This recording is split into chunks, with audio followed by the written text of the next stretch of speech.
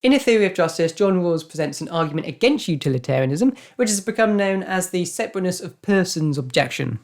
Rawls argues that while it is entirely reasonable for an individual to sacrifice some opportunity of happiness in the current moment for a greater sum of happiness in the future, the problem of utilitarianism is that it takes this idea and then from it extends it to the level of society.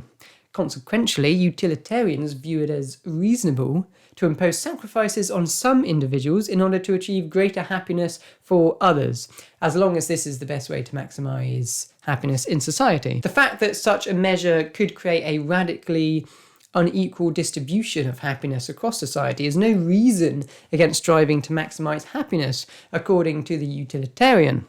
Such forms of utilitarianism, Rawls says, does not take seriously the distinction between persons.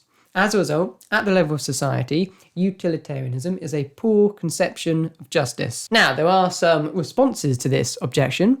Utilitarians have pointed out that the claim that it is reasonable to sacrifice current happiness for greater future happiness in our individual lives, and the claim that it is reasonable to place costs on some individuals in order to benefit others are two separate claims, and utilitarians do not advocate the latter claim because of the former claim. In fact, many people, both utilitarians and non-utilitarians, can support both claims.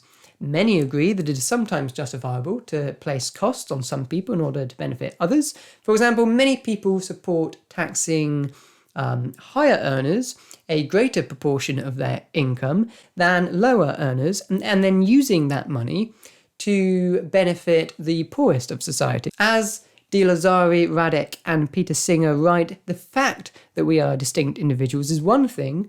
The rightness or wrongness of imposing costs and benefits on distinct individuals is another. So the implication of Rawls's argument, namely that if we properly recognise the separateness of persons, it would no longer be justifiable to place costs on some in order to benefit others, may not be entirely convincing. Consider another example by Derek Parfit. Imagine searching for survivors in a collapsed building after an earthquake. You find two people, let's just call them A and B, and the only way to save them both is to push rubble off A onto B, breaking B's toe. Or you could not do this, and you could save B uninjured, but A would die. Now, in this situation, it's quite clear morally what the right thing to do is. And that is... just to spell it out, that is, of course, to push the rubble off A and thereby breaking B's toe, but saving them both. And if we agree with that, then we agree with the concept that sometimes we have to disadvantage some people in order to advantage others. And we can surely do this while still recognising that they are distinct people, that they are separate moral persons. So there are some responses to Rawls's separateness of persons objection. I hope you enjoyed this video. See you in the next one.